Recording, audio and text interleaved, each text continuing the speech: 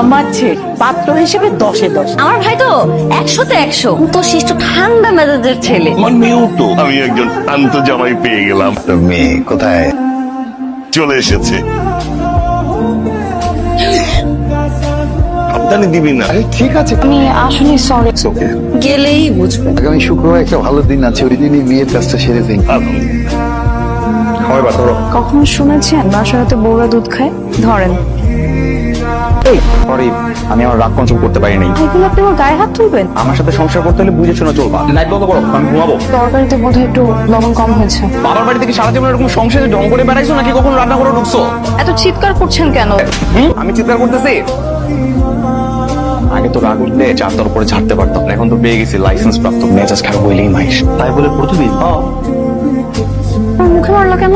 একটু এরকম দখল করো কেন?